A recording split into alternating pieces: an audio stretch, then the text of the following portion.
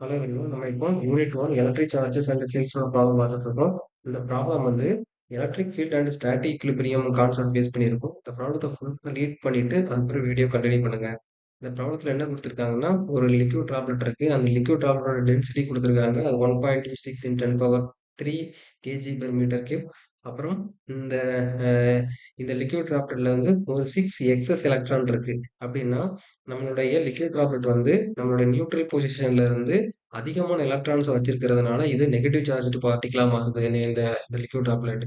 அது போக இது ஒரு எக்ஸ்டர்னல் எலக்ட்ரிக் ஃபீல்டுல இது வந்து ஒரு இருக்குது. இந்த இந்த சிஸ்டம் வந்து யூனிஃபார்ம் எலக்ட்ரிக் ஃபீல்டு, அதாவது எல்லா இடமும் யூனிஃபார்மா இருக்குது. எந்த பக்கமும் வேரி ஆகல, ஸ்பேஸை பொறுத்தோ டைமை பொறுத்து வேரி ஆகல electric field. So uniform electric field வந்து 25.5 கிலோ வோல்ட் பெர் மீட்டரா இருக்குது. இன்னொரு விஷயம் புரிஞ்சுன்னா, எலக்ட்ரிக் ஃபீல்டோட யூனிட் வந்து பாத்தீங்கன்னா வோல்ட் பெர் மீட்டர்னால ஒன்று தான், நியூட்டன் பெர் கூலம்னால ஒன்று தான். ரெண்டுமே சேம் தான். ஸோ இங்க வந்து எலக்ட்ரிக் ஃபீல்டோடைய ஸ்ட்ரென்த் வைஸ்ல கொடுத்துருக்காங்க. அதாவது பொட்டன்ஷியல் கிரேடியன்டோடைய யூனிட் ஆக்சுவலா இது. பொட்டன்ஷியல் கிரேடியன்டோட யூனிட் என்னது? Volt per metre. Potential gradient unit, அதாவது பொட்டன்ஷியல் கிரேடியன்ட் அப்படிங்கிறது வந்து,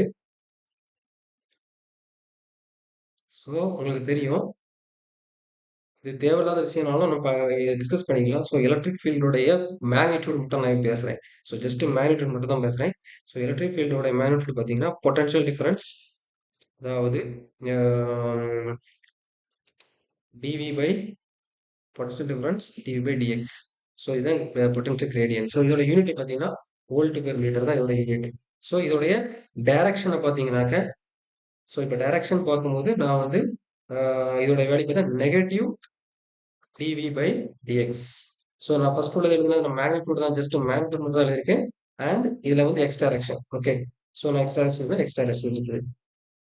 ஸோ வந்து இது வந்து டைரக்ட் வெக்டர் குவான்டிட்டினோட நான் வெக்டர்ல எழுதுறேன். ஸோ பேசிக்கா வந்து என்னது, எலக்ட்ரிக் ஃபீல்டோட யூனிட் வந்து வோல்ட் பெர் மீட்டர்னால ஒன்று தான், நியூட்டன் பெர் கூலும் சேம், எல்லாமே சேம் தான், ரெண்டுமே ஒன்று தான், புரிஞ்சுக்கணும். ஓகே. ஸோ ஸோ இதுதான், இது வெக்டர் ரெப்ரஸன்டேஷன். இது வந்து மேக்னிடியூட், ஜஸ்ட் நான் வந்து அதோட மேக்னிடியூட மட்டும் தான் நான் எழுதியிருக்கேன் ஆக்சுவலா. So right.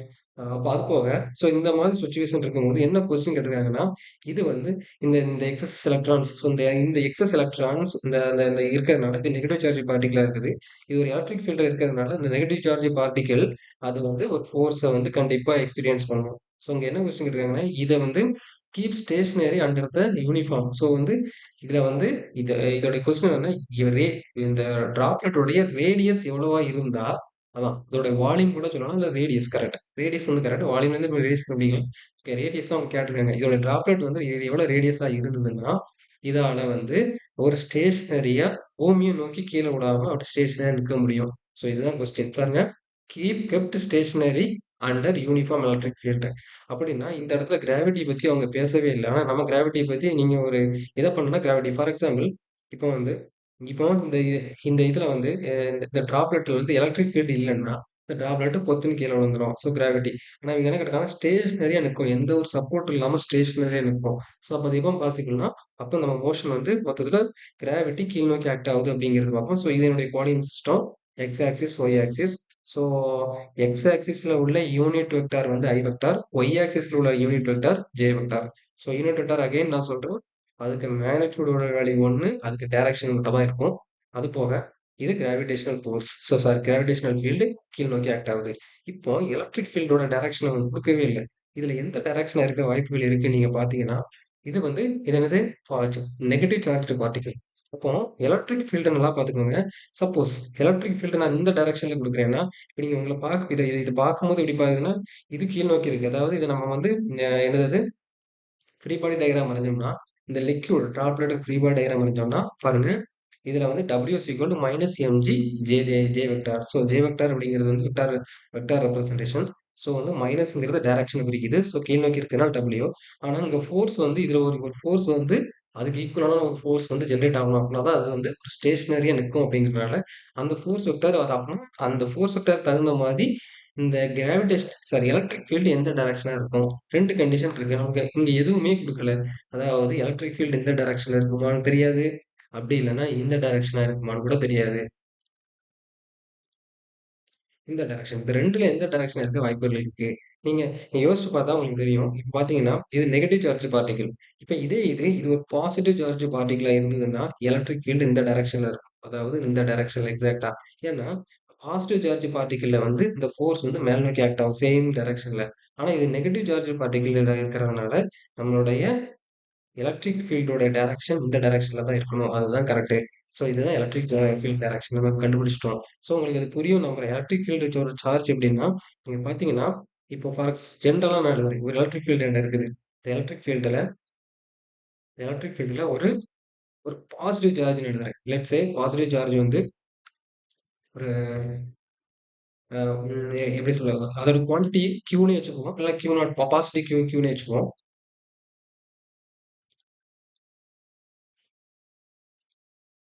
Positive Q. So இது வந்து பாசிட்டிவ் சார்ஜ். ஸோ பாசிட்டிவ் சார்ஜ்ங்கிறதுனால நான் சும்மா அந்த ரவுண்டட் ஷேப் மாரி போட்டுக்கிறேன். ஸோ இது பாசிட்டிவ் சார்ஜ். ஸோ இப்ப இந்த எலக்ட்ரிக் ஃபீல்டுல வந்து இது வந்து ஸோ இந்த எலக்ட்ரிக் தான் எலக்ட்ரிக் ஃபீல்ட் வெக்டார் ஆக்சுவலா. இ ஓகே. ஸோ இந்த எலக்ட்ரிக் ஃபீல்ட் வெக்டார்ல இந்த எலக்ட்ரிக் ஃபீல்ட் டைரக்ஷன்ல இருக்குன்னா, அப்போ இந்த பாசிட்டிவ் சார்ஜோட குவான்டிட்டி வந்து இந்த பாசிட்டிவ் சார்ஜ் வந்து இந்த டைரக்ஷன்ல நோக்கி போயிட்டு இருக்கும். அதாவது இந்த டைரக்ஷன் நோக்கி போயிட்டு இருக்கும். இப்படியே போயிட்டு இருக்கும் இந்த டைரக்ஷன். அதாவது இந்த டைரக்ஷன் நோக்கி போயிட்டு இருக்கும். ஆனா இது இதோட டைரக்ஷன் வந்து இதோட டைரக்ஷன் இந்த டைரக்ஷன் நோக்கி போயிட்டு இருக்கு. இந்த டைரக்ஷன் போறதுக்கு காரணம் என்னன்னா, இதே டைரக்ஷன்ல ஃபோர்ஸ் ஆக்ட் ஆகுறதுனால தான் காரணம். ஆனா அதே இது இதே இது ஒரு நெகட்டிவ் சார்ஜ் பார்ட்டிகிள் வருதுன்னா, ஒரு நெகட்டிவ் சார்ஜ் பார்ட்டிகிள் இதே செட்டப்ல இதே குவான்டிட்டி சார்ஜ் குவான்டிட்டில நெகட்டிவ் சார்ஜ் பார்ட்டிகிள் இருக்கு. ஓகே. ஸோ நெகட்டிவ் சார்ஜ் பா பா சார்ஜ் பா பா பார்ட்டிகிள் இருக்குதுன்னா, அதுக்கு நம்மளுடைய நெகட்டிவ் சார்ஜ்னா நான் நெகட்டிவ் போட்டிருப்பேன். ஸோ இதுக்கு பார்த்தோம்னா அப்படியே எக்ஸாக்ட்டா ஆப்போசிட்டா இருக்கும். ஸோ அந்த கான்செப்ட் படி தான் நான் சொல்றேன். இது வந்து ஜென்ரலான பேசிக் கான்செப்ட். எப்பவுமே பிசிக்ஸ்ல வந்து நம்ம கால்குலேஷன்ல நம்ம பாசிட்டிவ் சார்ஜ் தான் டெஸ்ட் சார்ஜ யூஸ் பண்ணுவோம். நெகட்டிவ் சார்ஜ் நம்ம யூஸ் பண்ண மாட்டோம். ஏன்னா, ஒன்ஸ் நீங்க பாசிட்டிவ் சார்ஜ் யூஸ் பண்ணி நீங்க டெரிவ் பண்ணீங்கன்னா, ஜஸ்ட் அதனோட மேக்னிட்யூடான நெகட்டிவோட வேல்யூ எக்ஸாக்ட்டா போட்டீங்கன்னா, ஆட்டோமேட்டிக்கா சைன் சேஞ்ச் ஆகும். அதனாலேயே நம்ம பாசிட்டிவ் மட்டும் தான் நம்ம எடுப்போம். இதுவரைக்கும் ஸோ அதனால பாசிட்டிவ் டைரக்ஷன்ல தான் இது இருக்கும். ஸோ எப்பவுமே நம்ம ரெஃபரன்ஸ் எப்பவுமே பாசிட்டிவ் மூவ்மெண்ட்ட தான் நம்ம ரெஃபரன்ஸா எடுப்போம். நெகட்டிவ் சார்ஜ நம்ம கண்டுக்க மாட்டோம் ஆக்சுவலா. நெகட்டிவ் சார்ஜ் ஆட்டோமேட்டிக்கா வரும். எப்பன்னா, அந்த பாசிட்டிவ் சைன்ல நம்ம டெரைவ் பண்ண ஈக்குவேஷன்ல நெகட்டிவ் சைன் போட்டா ஆட்டோமேட்டிக்கா சைன் சேஞ்சஸ் வரும். அதனால நமக்கு எந்த பிரச்சனையும் கிடையாது. ஸோ இது வந்து ஒரு ஜெனரல் ரெப்ரசன்டேஷன் பண்றதுக்காண்டியே நம்மளுக்கு எப்பவுமே பாசிட்டிவ் சார்ஜ தான் நம்ம வந்து எப்பவுமே எடுப்போம். ஆனா இங்க நெகட்டிவ் சார்ஜ் எலக்ட்ரான்ஸ் அதாவது எக்ஸஸ் எலக்ட்ரான்ஸ் இந்த லிக்விட் டிராப்லெட்ல இருக்கிறதுனால இது நெகட்டிவ் சார்ஜ் பார்ட்டிகிள். அதனால இது என்னோட டைரக்ஷன் எக்ஸாக்ட்டா பார்த்தீங்கன்னா, நம்மளுக்கு வந்து இது ஸ்டேஷனரியா இருக்கணும்னா, அந்த கிராவிட்டி ஃபோர்ஸ்க்கு அப்போஸ் பண்ணணும் அப்டின்னா, இந்த எலக்ட்ரிக் ஃபீல்ட் இந்த டைரக்ஷன் தான் கரெக்ட். ஸோ இந்த டைரக்ஷன நீங்க புரிஞ்சுக்கணுங்கிறதுக்காண்டி தான் நான் இவ்வளவு தூரம் கஷ்டப்படுறேன். இல்ல நான் ஃபர்ஸ்ட்டே கட கடன்னு போட்டு போயிருக்கலாம். ஓகேவா? So right. ஸோ இந்த ஈக்குவேஷன் நம்ம இது பக்காவா புரிஞ்சுது. இப்ப நான் வந்து ஃப்ரீ பாடி டயகிராம் வரையறேன். So free body diagram, kinetic diagram அவ்வளவுதான். இனிமே இப்ப இதுவரைக்கும் நமக்கு கால்குலேட் பண்ணது இதுவரைக்கும் இல்ல. ஆக்சுவலா இனிமே ஃப்ரீ பாடி டயகிராம் 11th பாடத்துக்குள்ள concept actually. Free body diagram உங்களுக்கு தெரியும். அந்த லிக்விட் டிராப்ல என்னென்ன ஃபோர்ஸ்லாம் இருக்கோ அது எல்லாத்தையும் மார்க் பண்ணணும். ஸோ பார்த்தீங்கன்னா டபிள்யூ வெக்டார் தெரியும். ஆல்ரெடி நம்ம டிஸ்கஸ் பண்ணது. அண்ட் ஃபோர்ஸ் வெக்டார் எனக்கு தெரியும். அதோட மேக்னிட்யூட் எஃப் அண்ட் டைரக்ஷன் அப்படின்னா ஜே வெக்டார் இருக்கு. ரைட். ஸோ இது போக வேற எந்த ஒரு ஃபோர்ஸும் இந்த டிராப்லெட்ல ஆக்ட் ஆக போறதில்ல.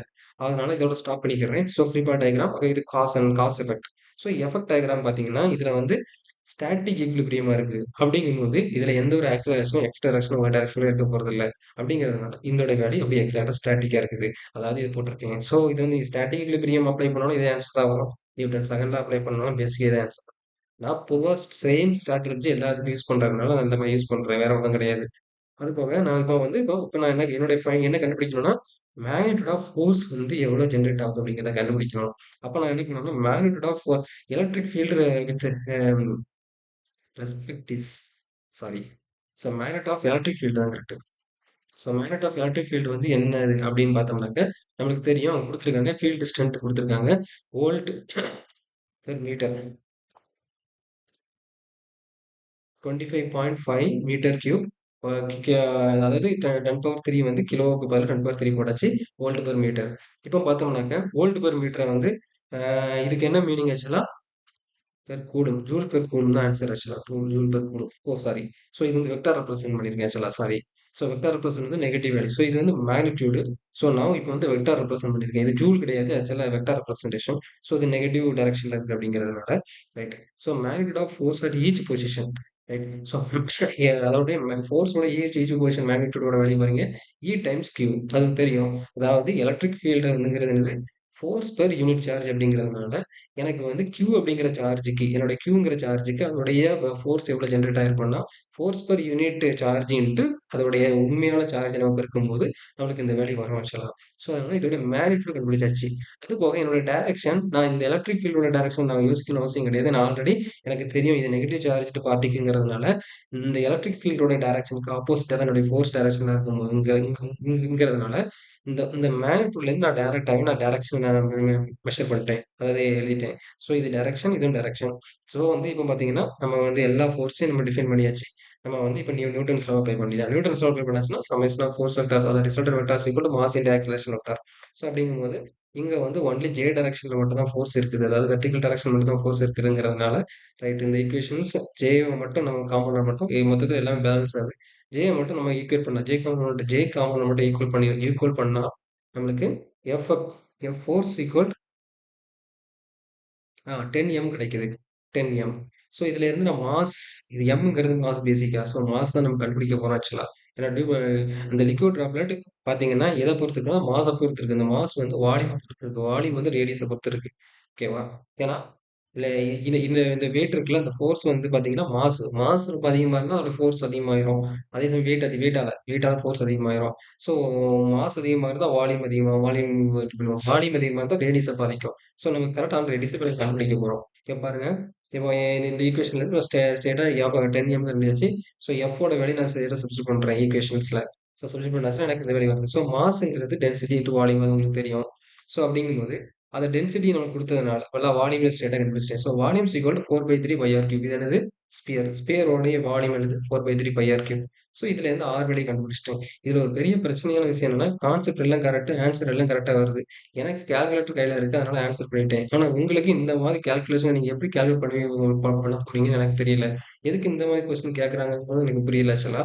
ஆனா பிரச்சனை என்னன்னா இதுல எப்படி நீங்க சப்போஸ் உங்களுக்கு ஏதாவது ட்ரிக் இருக்குது அப்படி இல்லைன்னா அந்த எக்ஸாம் சென்டர்ல ஏதாவது கால்குலேட்டரோ இல்ல வந்து ஆன்லைன் கால்குலேட்டர் அப்படின்ட்டு ஏதாவது இருந்ததுன்னா எனக்கு சொல்லுங்க. மேக்ஸிமம் இருக்கும்னு நான் கேள்விப்பட்டிருக்கேன். பட் நான் எழுதுனதும் கிடையாது ஆக்சுவலா. பட் இத வந்து நான் இதுல வந்து எனக்கு ஒரு பெரிய பிரச்சனைனா அந்த கால்குலேஷன் தான் பிரச்சனை. கான்செப்ட் உங்களுக்கு புரியும் நம்புறேன் ஆக்சுவலா எல்லாமே. இத கால்குலேஷன் வந்து கரெக்டான ஆன்சர் இதுதான் பி. கரெக்டான ஆன்சர் தான் எனக்கு வருது. ஓகே.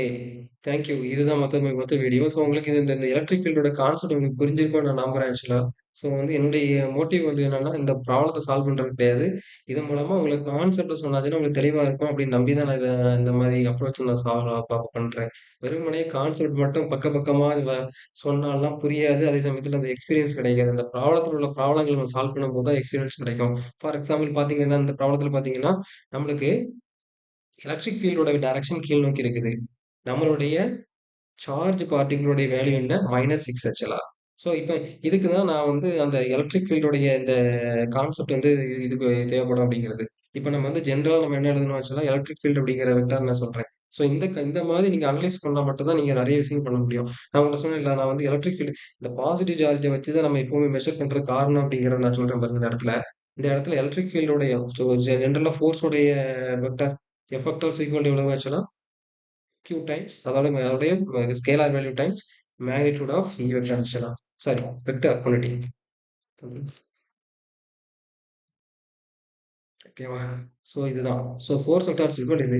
இப்ப இந்த இடத்துல பார்த்தீங்கன்னாக்க, இப்போ இப்போ ஃபோர்ஸ் வெக்டரோட டைரக்ஷன் எனக்கு தெரியணும்னா, என்னுடைய குவான்டிட்டி Qவோட வேல்யூ பார்த்தீங்கன்னா, இங்க ஆட்டோமேட்டிக்கா நெகட்டிவ் அப்படிங்கிறதுனால, இது பேசிக்கா இது நெகட்டிவ் வந்துரும். ஸோ எ எ என்னது எலக்ட்ரிக் ஃபீல்டோட டைரக்ஷன் பார்த்தீங்கன்னா, negative sign. So negative cancel ஆகி, ஸோ பாசிட்டிவ் ஜே வெக்டரா மாறிரும். அதுதான் நான் சொல்ல வரேன். ஸோ இங்க பார்த்தீங்கன்னா, இது நெகட்டிவ் இருக்கா? ஸோ இது நெகட்டிவ் வேல்யூ ஆயிரும். இதுவும் negative value. So negative value இதோட மேக்னிட்யூட் பார்த்தீங்கன்னா, ஈயோட வேல்யூ. ஸோ அதோட வேல்யூ என்ன? ஜேங்கிற வெக்டர் ஆக்சுவலா பேசிக்கா. ஸோ நான் மேக்னிட்யூட் மட்டும் எழுதிருக்கேன் ஆக்சுவலா. ஸோ இது டைம்ஸ் ஆக்சுவலா. ஸோ இந்த ரீசனுக்காண்டி தான் நம்ம வந்து எப்பவுமே நம்மளுடைய கால்குலேஷன்ல பாசிட்டிவ் மட்டும் தான் நம்ம எடுப்போம். இப்ப பாருங்க ஆட்டோமேட்டிக்கா இப்ப நெகட்டிவ் எடுத்ததுனால, இந்த நெகட்டிவ் சார்ஜ்க்கு வந்து நெகட்டிவ் சைன் போடுறதுனால ஆட்டோமேட்டிக்கா அந்த இது ஸ்கேலார் குவான்டிட்டி இருந்தாலும் நெகட்டிவ்க்கு நெகட்டிவ் தான் போடணும் ஆக்சுவலா இந்த இதுல. அப்படி போடும்போது நம்ம ஆட்டோமேட்டிக்கா QEன்னு வந்துருது. QE, direction. கரெக்ட்டான டைரக்ஷன் நமக்கு வந்துரும். அதாவது பாசிட்டிவ் டைரக்ஷன். அதாவது என்ன டைரக்ஷன்? QEJ அப்படிங்கிறது எங்க? J. அந்த பாசிட்டிவ் அப்வர்ட் டைரக்ஷன் வந்துரும். கரெக்ட்டா இந்த ஃபார்முலாஸ் கரெக்ட்டா வந்துரும் உங்களுக்கு. ஸோ இப்படிதான் கான்செப்ட் ஆக்சுவலா ரெடி உங்களுக்கு இந்த கான்செப்ட்ட கத்துக்கணும். நீங்க கத்துக்கிட்டீங்கன்னா, உங்களுக்கு ஈஸியா எந்த ப்ராப்ளம் வந்தாலும் நீங்க சால்வ் பண்ண முடியும். ஸோ இதுல வந்து முக்கியமான விஷயம் என்னன்னா, இந்த மாரி கொஸ்டின் சில நேரம் கேட்பாங்க. ஸ்டாட்டிக் ஈக்விலிபிரியம்னால கிராவிட்டி ஃபோர்ஸ் பேலன்ஸ் பண்ணும். ஸோ இந்த கிராவிட்டி ஃபோர்ஸ் அவங்க குடுக்கவே இல்ல. கிராவிட்டி மேலே இருந்து கீழ விழுது அப்படிங்கிறத சொல்லவும் இல்ல. ஏன்னா, இந்த இடத்துல ஒரே ஒரு எலக்ட்ரிக் ஃபீல்ட தவிர வேற எந்த ஒரு சோர்ஸும் இல்ல. அத அத அத அத பேலன்ஸ் பண்றதுக்கு அப்படிங்கிறதுனால, நம்ம கிராவிடேஷனல தான் நம்பி ஆகணும். ஸோ அப்பன்னா நம்ம வந்து லிக்விட் டிராப்லெட் வந்து மேலே இருந்து தான் விழுது அப்படிங்கிறது நம்ம யோசிச்சாகணும். அதே சமயத்துல நம்மளுடைய எலக்ட்ரிக் ஃபீல்டு செங்குத்தா கீழ் நோக்கி அதாவது இந்த டைரக்ஷன்ல தான் இருக்கு. வேற வழியே கிடையாது. இத தாண்டி வேற எந்த டைரக்ஷன்ல இருந்தாலும் வாய்ப்பு கிடையாது.